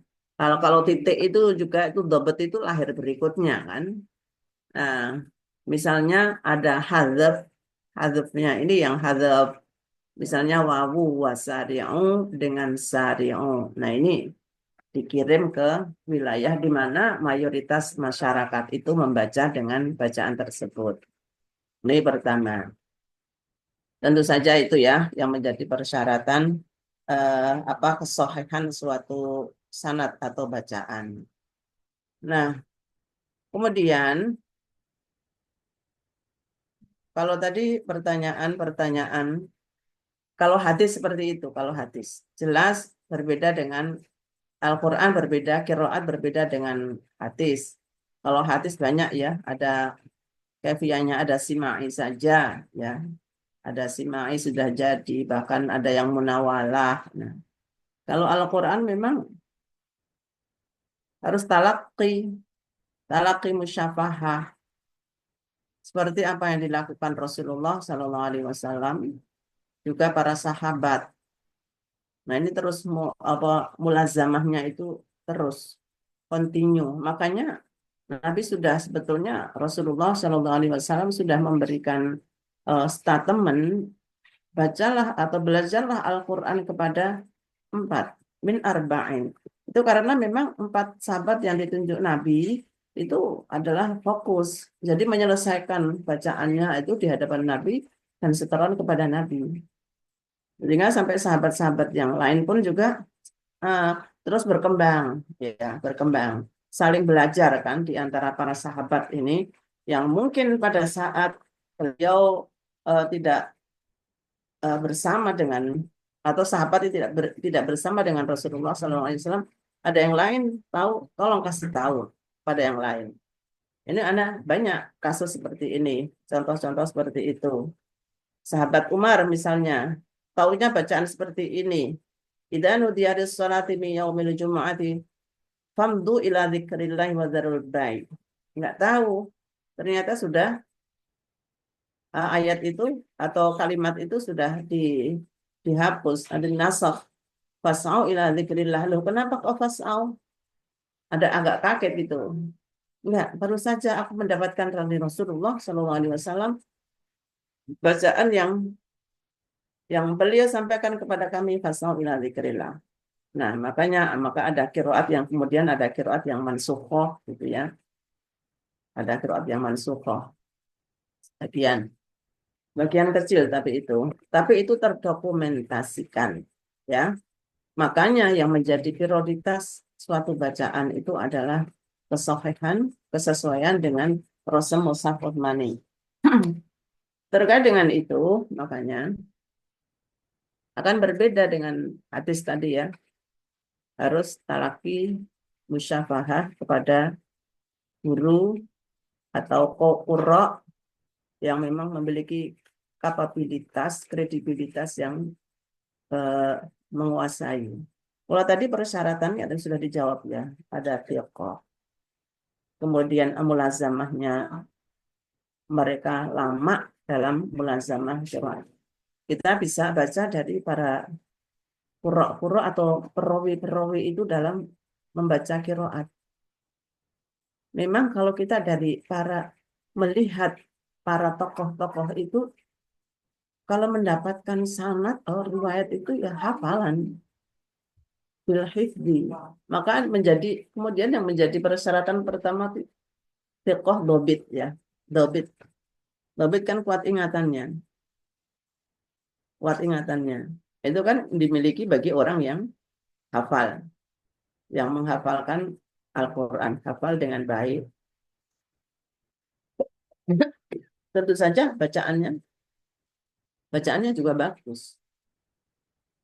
Kemudian mereka berapa kali itu sampai ada yang menyebutkan talaki kepada gurunya itu sampai 40 ribu apa berapa 4.000 kali khatam. Itu kan kalau nggak hafal nggak mungkin ya. Kalau nggak hafal nggak mungkin sampai segitunya mulazamahnya. Kemudian thiqah ditambah lagi zuhudnya. Kalau kita melihat beberapa imam-imam a'immatul qurra itu begitu. A'immatul qurra, zuhudnya, waroknya. Maka sampai kemudian Imam Syatibi itu menyebutkan laha syuhbun an hastanarat tanawwarat sawadat tuja hatta tafarraqa wanjala wa sawfa tarahum wahidan ba'da wahidin ma'athnaini min ashabihi mutamathila takhayyarahum nuqatuhum kulla bari'in wa laysa ala qur'anihim muta'akkila. Ini kalau bahasa seperti itu kan melalui ahli naqd. Ahli naqd apa? Seperti apa yang dilakukan oleh ulama-ulama hadis. Ini dipilih. Kenapa? Melalui para tokoh-tokoh kenamaan. Bagaimana menurut Anda terkait dengan bacaannya Imam Nafi? Itu luar biasa. Artinya tidak semena-mena ya untuk memilih nama-nama tersebut, mengangkat nama-nama tersebut. Sementara para qurra itu pun juga banyak sekali yang muncul pada periode-periode awal itu yang muncul banyak sekali. Namun kemudian Imam Ibnu Mujahid mengangkat hanya 7 saja misalnya. Kan yang selevel ditantang. Kan yang selevel juga ada. Nah, akhirnya kan kemudian Ibnu Jazari menambahkan 3 itu. Yang juga para qurra tersebut memiliki kredibilitas yang luar biasa. Nah, kalau kita melihat para tokoh-tokoh zaman dahulu itu ketika mau mendapatkan sanad bacaan, beliau itu tentu saja dengan bil hifdzi. Namun sekarang kepentingan sanad itu apa ya? Ingin pertanyaan berikutnya. Kepentingannya sanad itu untuk apa? Kalau kemudian di era sekarang, ya sekarang sudah banyak masyarakat. Taruhlah di Indonesia saja. Di Indonesia ini yang hafal Al-Quran belum tentu semuanya mendapatkan sanad. Belum tentu. Karena ada yang hafalannya ini belum sampai menguasai kaidah-kaidah tajwid dengan baik dan benar. Praktek membacanya itu dengan baik dan benar.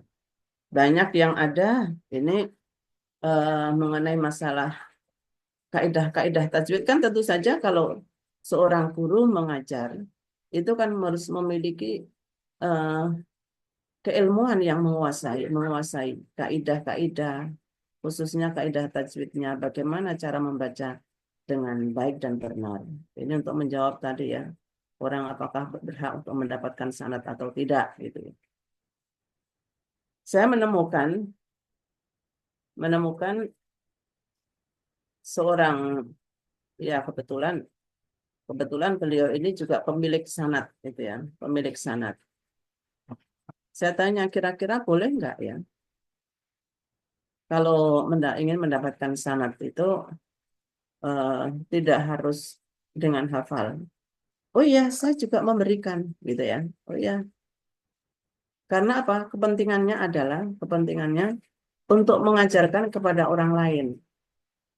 Karena tanggung jawab ya bagi siapa saja yang sudah mendapatkan sanad Al-Quran, maka wajib menyebarkan kepada orang lain. Itu kepentingannya itu. Nah sekarang kalau di pelosok-pelosok kita nggak menemukan orang-orang yang hafal Al-Quran. Ada yang mereka guru-guru yang kebetulan ada, apalagi sekarang banyak TPA, TPQ, yang guru-gurunya ini mengajarkan apakah metodenya qiraati, apakah tilawati atau lain sebagainya, yang bu'a dan lain sebagainya. Ini perlu nggak beliau-beliau ini harus memiliki kualifikasi keilmuan terkait dengan bacaan Al-Quran yang baik dan benar. Nah, kalau harus kemudian mensyaratkan bagi mereka itu harus memiliki sanad bacaan, karena dituntut seperti itu. Ada sebagian, kalau memiliki sanad itu akan diterima. Maka akhirnya dengan ketentuan itulah ada sebagian ulama yang memberikan. Maka terkait dengan ini, ada ulama yang tasyaddud. Tasyaddud itu sangat berhati-hati dan juga agak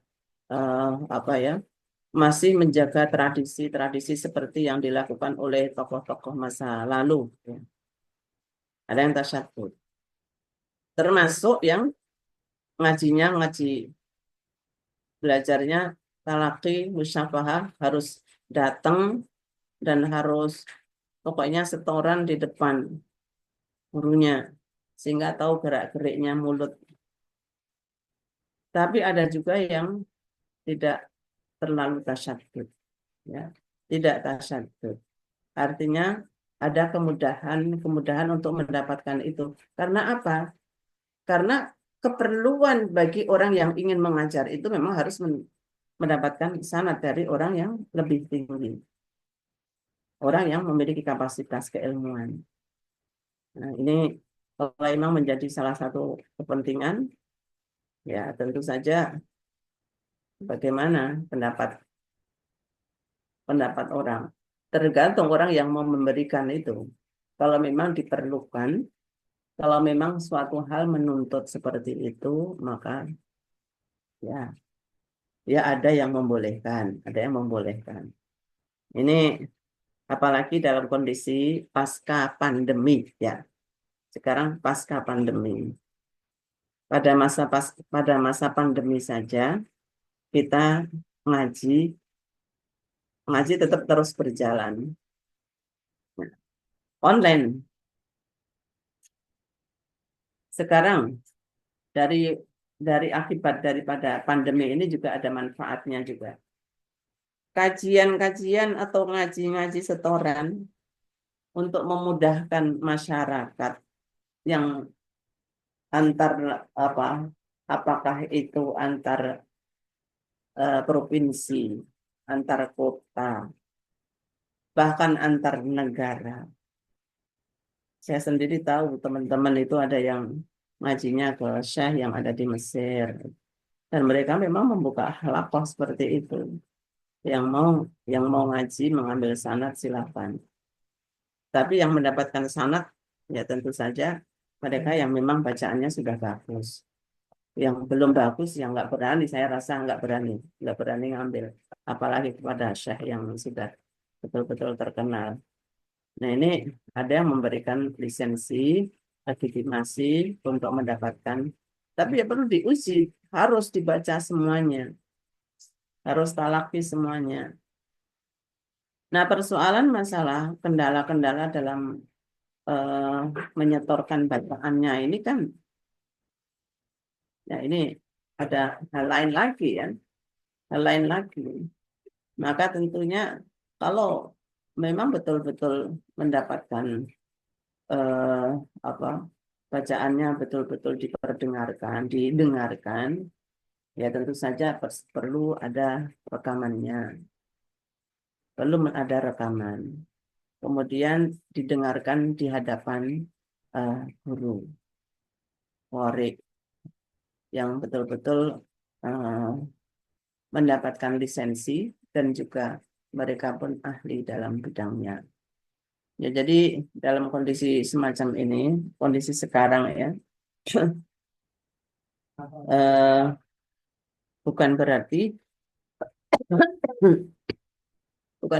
kita nggak boleh juga tasahul juga ya. Jangan juga terlalu tasahul. Gampangin itu loh. Gampangin saja.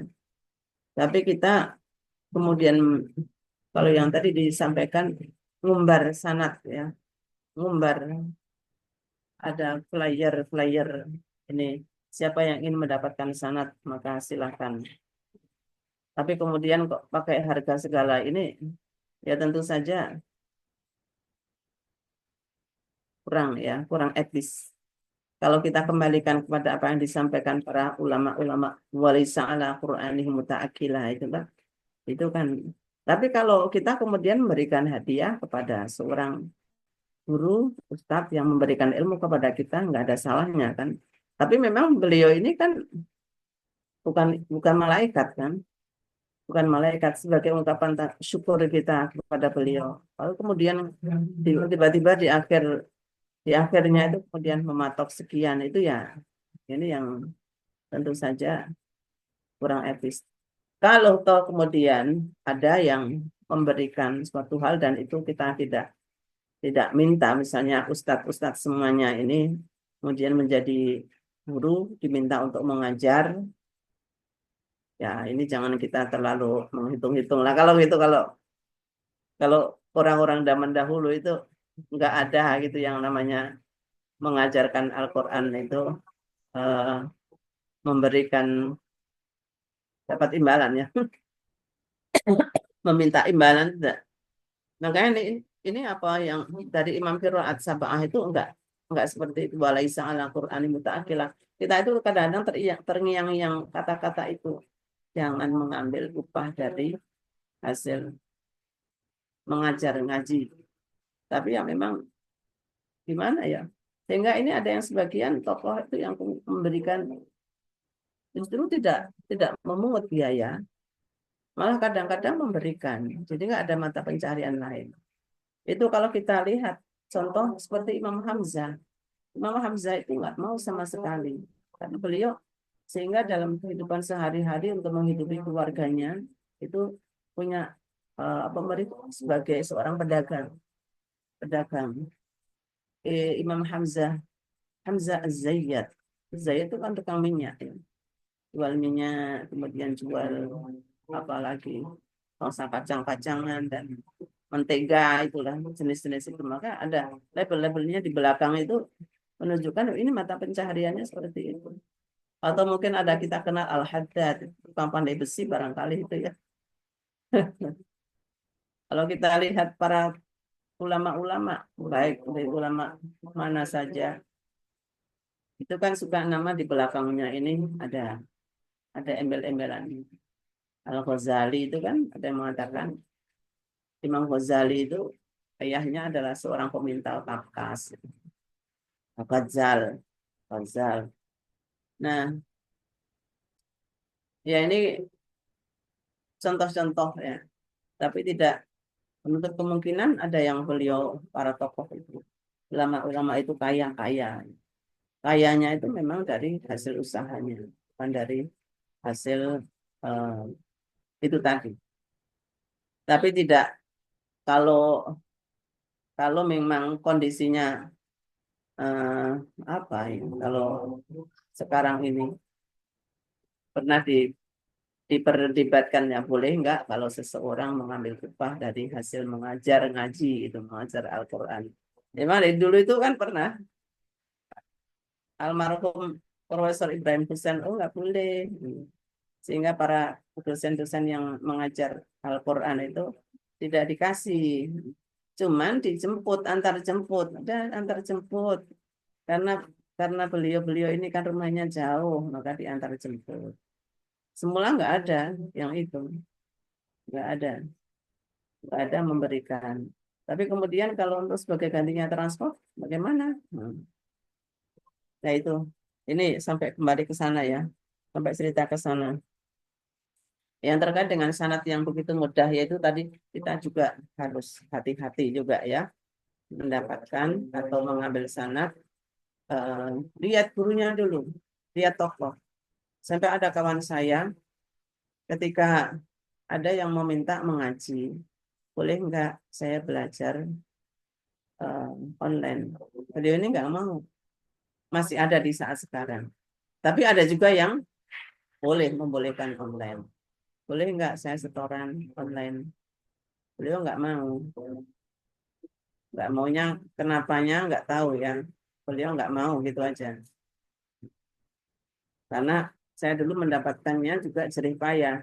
Saya setor mulazamah pada guru, pada kiai, sampai khatam.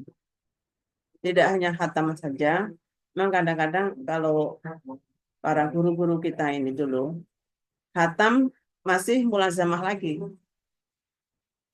Masih mulazamah. Pindah ke kiai lain, yang juga qurra lain, yang punya sanad. Ngaji lagi, kok katanya melancarkan, ya, melancarkan hafalan. Tidak cukup satu, kadang-kadang dua lagi, melancarkan lagi. Artinya supaya dapat ilmunya ini yang dari sini sama enggak dengan ini tokoh-tokoh lain. Nah ini tabarukan bahasanya ya, tabarukan supaya tambah mungkin kan kalau dulu Kiai Munawir itu sampai di satu hari khatam disertai puasa sampai 40 hari itu untuk mendapatkan sanadnya seperti itu. Tapi tidak semua anak cucunya saya tanya, Bu, ini kalau mendapatkan sanad seperti itu enggak? Saya enggak, ya, enggak memberatkan murid saya itu santri saya untuk mendapatkan sanad. Yang penting mereka hafalannya bagus, lancar, bacaannya juga bagus. Nah itu, tapi seperti itu masih ada ya, masih ada tradisi apa mondok 40 hari khataman itu masih ada. Ya ini versi ada beda-beda ya. Ada beda-beda, ada yang tasyadud, ada yang tasahul, dan ada yang bainat tasyadud wa tasahul untuk mengambil sanad.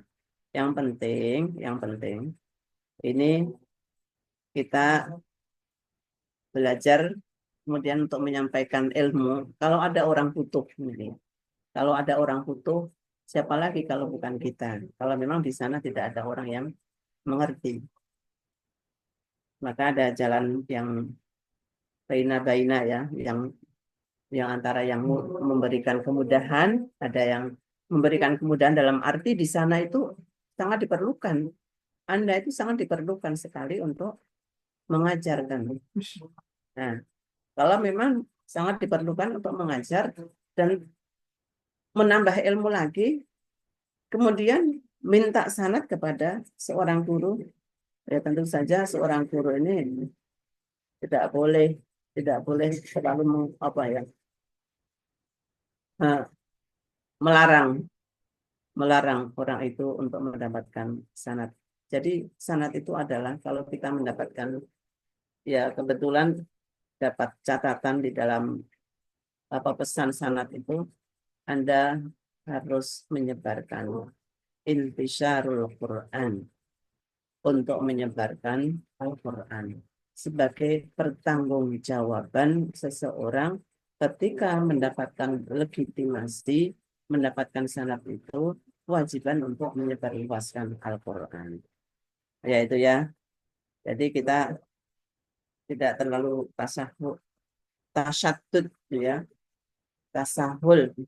Jangan juga, tapi ya antara itu.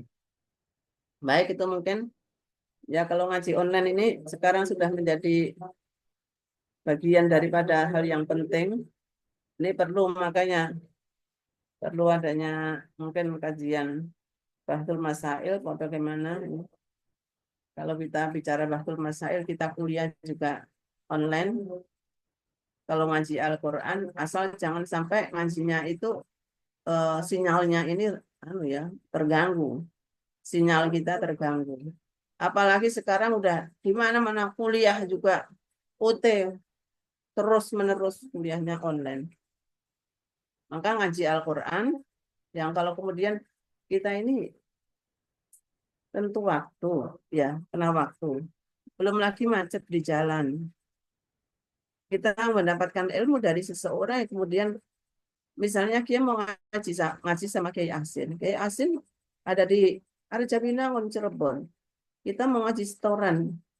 Harus ke sana kah gitu kan? Kalau hanya setor satu pojok aja ke sana, ini habis waktu. Saya barusan dari sana. Ini kan habis waktu. Kita ngaji sama kayak Fatoni. Bapak ada di Bekasi.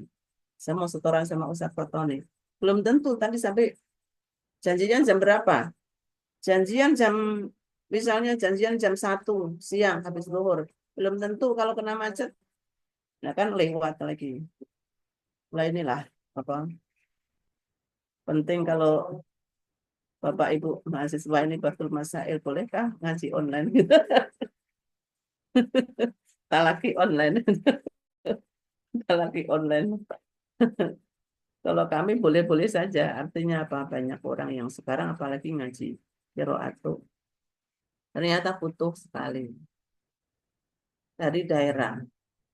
Masa orang Kalimantan ngaji ke kita harus datang ke Jakarta. Biaya pesawatnya, akomodasi, transportasi, begitu juga. Oke. Itu ya, Bapak Ibu. Masih ada.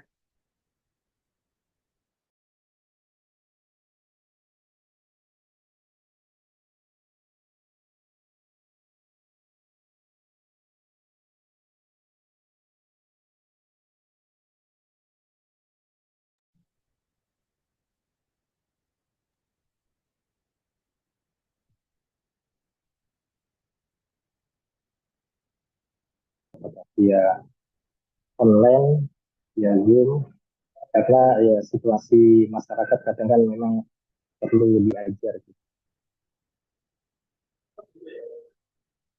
Mohon maaf ini tadi lupa di charger. Habis. Oh, baik. Iya. Gimana? Jadi ya seperti membolehkan dalam hal belajar via online kan perlu lihat situasinya. selain ternyata atau teman-teman kita ada yang pengajaran mungkin karena tempat pelajaran dan seterusnya itu ya tentunya kita tidak bisa menghindarkan diri untuk memberikan pelajaran. Ya tentu. Lihat situ. Ya memang kalau zaman dulu kan orang datang langsung. Kalau dari sisi memang sempat kita menjadi perbincangan itu gimana ya sampai menelusuri sanad itu, biaya dari mana, begitu jauhnya, lah itulah. Maka kembali lagi kepada kita, di mana kalau kita tingkat kesulitannya kita lebih tinggi, maka disitulah akan mendapatkan nilai-nilai yang lebih dari Allah, keberkahannya itu. Tapi kalau kita mendapatkannya dengan mudah ya, tapi kadang-kadang ya dengan mudah, tapi keberkahannya juga ada ya. Kembali lagi kepada masing-masing orang kan. Ya kalau imam zaman dulu kan menyebarkan menelusuri sanad aja sendiri itu kan mendatangi satu persatu perawi-perawinya atau datang langsung kepada orang. Lah memang transportasi, kemudian teknologi belum ada itu. Telepon aja belum ada. Ya kan, telepon nggak ada. Ya kita ini generasi yang penikmat aja. Sudah mendapatkan banyak kenikmatan-kenikmatan yang luar biasa. Kalau tidak diisi dengan itu, maka dari sisi lainnya akan lebih gencar lagi mengisi hal-hal yang tidak baik. Nah ini kan kita jangan sampai kemudian kalah dengan yang lain. Persoalan-persoalan ini. Ya tentu saja kalau dekat sama-sama di Ciputat yang ngajinya di ngajinya langsung. Ya. Belum bisa Ciputat saya. Iya. Ya sama-sama di Jakarta ya Kiai Fatoni gitu datang dekat kan. Ke Pamulang aja sekarang luar biasa macetnya kalau di Pamulang. Nanti ada alasan lagi macet. Ini tadi sama-sama di Cirebon. Iya. Gimana Mbak? Masih ada? Satu lagi Bu. Masya Allah tadi luar biasa dari penjelasan Ibu terkait tentang tentang pengambilan sanad.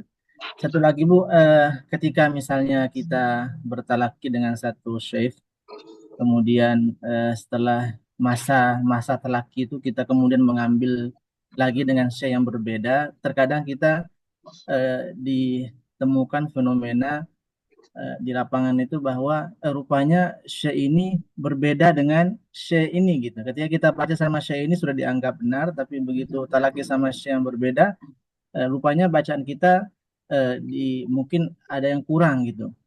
Kita sebagai yang penuntut ilmu yang ingin mendapatkan bacaan yang berbeda ini, kira-kira posisinya seperti apa? Apakah mentashih satu dan mengisqatu al-akhar atau dua-duanya al-jam'u gitu gimana?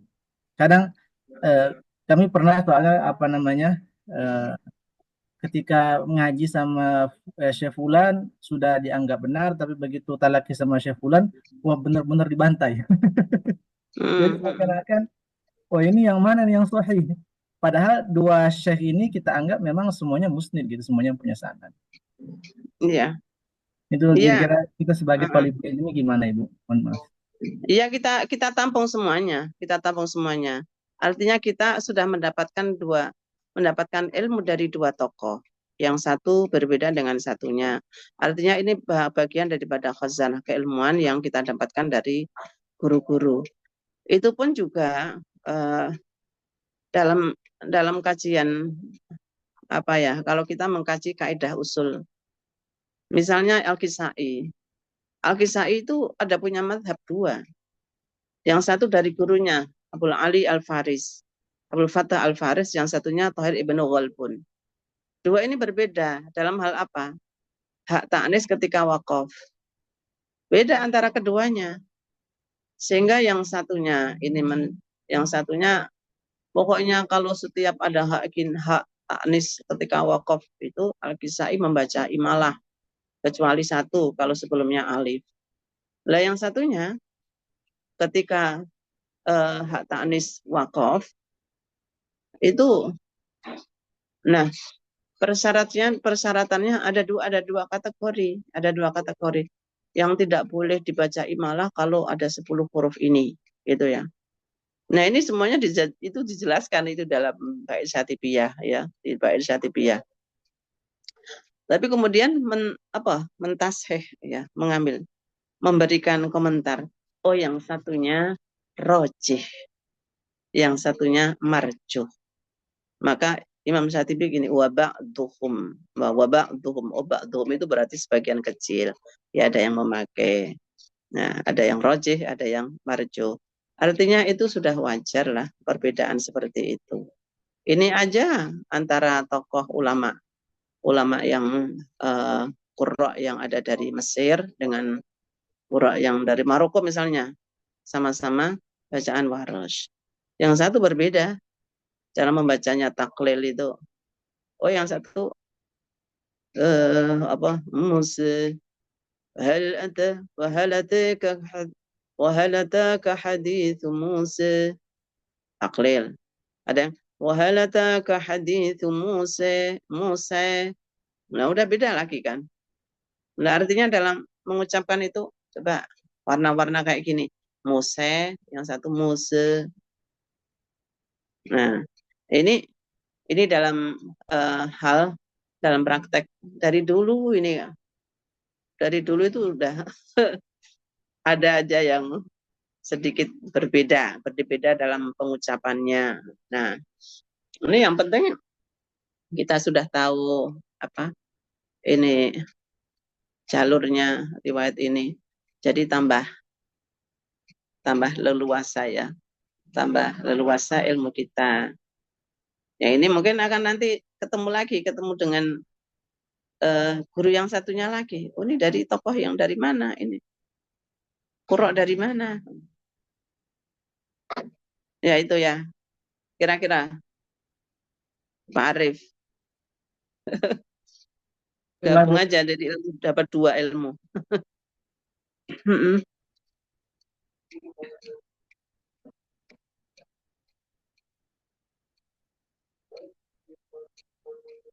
Gimana udah dapat 2 sanad ya?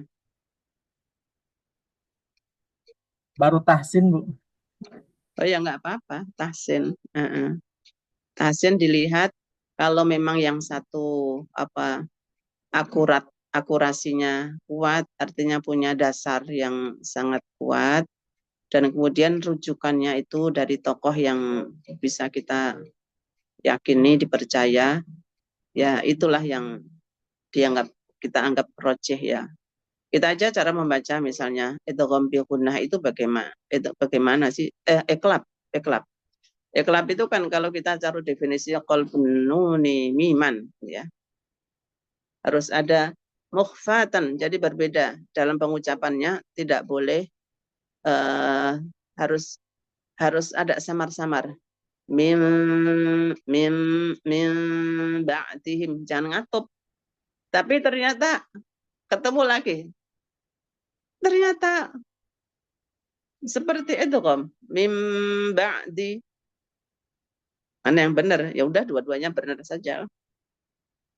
Yang satu menyampaikan ada unsur ikhfa-nya karena qalbun nuni miman, kan? Kalau qalbun nun miman ya berarti kan seperti ikhfa kan? Seperti hukumnya ikhfa syafawi. Kalau ikhfa itu ya enggak kamil kan, enggak mengatup. Itu hukumnya enggak mengatup sehingga min ba'di. Sampai ada contohnya juga, agak sedikit kelihatan giginya itu kan. Yang satu mim ba'di. Nah, ya udahlah, dibenerin aja semua. Dibetulkan semuanya. Artinya memang karena masing-masing punya sanad itu tadi. Maka untuk nilai akurasinya mana? Sanadnya ini jalurnya sama. Nah, tinggal beloknya di mana kan? Karena ini kan juga simai juga kan, kita mendengarkan dari guru kita. Informasi kadang-kadang diterima oleh muridnya, kadang-kadang juga berbeda, yaitu yang hasil yang diberikan. Dan ada yang murid itu cerdas, ada yang mungkin pada saat membaca gurunya ngantuk misalnya, ada aja juga kan, tidak menutup kemungkinan seperti itu. Sehingga saya dibenarkan juga cara membaca seperti ini. Nah itulah, ini kalau kita anggap sebagai salah satu khazanah keluasan, kemudahan yang Allah berikan kepada umatnya, hambanya. Tausi'atan lil muslimin, memberikan keluasan kepada umat Islam. Ya, itu. Mungkin itu jawabannya. Jazakallah, Bu. Terima kasih banyak. Ya, baik. Siapa? Mbak? Masih ada, Mbak?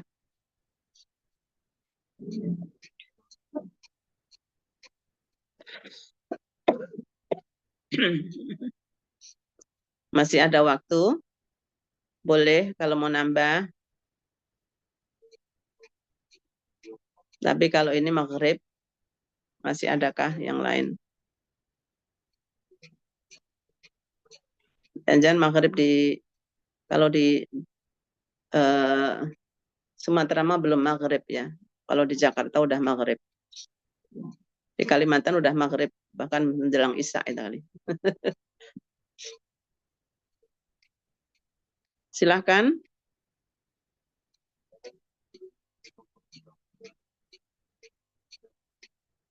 Ini sholat ya, lagi sholat kali.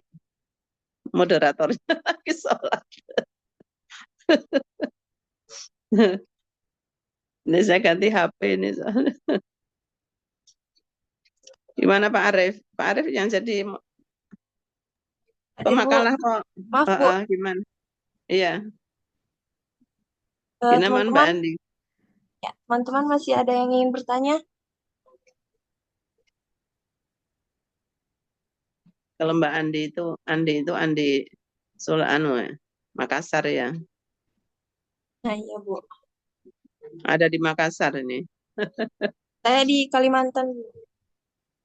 Oh, Kalimantan. Ya sudah. Di Kalimantan sudah maghrib dari tadi ya. Ya, Bu. Sudah mau isya. Sudah mau isya. Gimana? Masih ada? Cukup, Ibu, sepertinya. Baik. Kalau sudah cukup. Saya terima kasih ya. Mudah-mudahan tetap sehat. Kita yang nutup siapa yang nutupnya?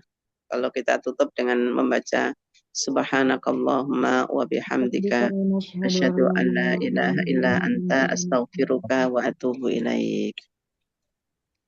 Sekian saya akhiri. Al-afu minkum wallahu muwaffiq ila aqwamit thoriq. Wassalamualaikum warahmatullahi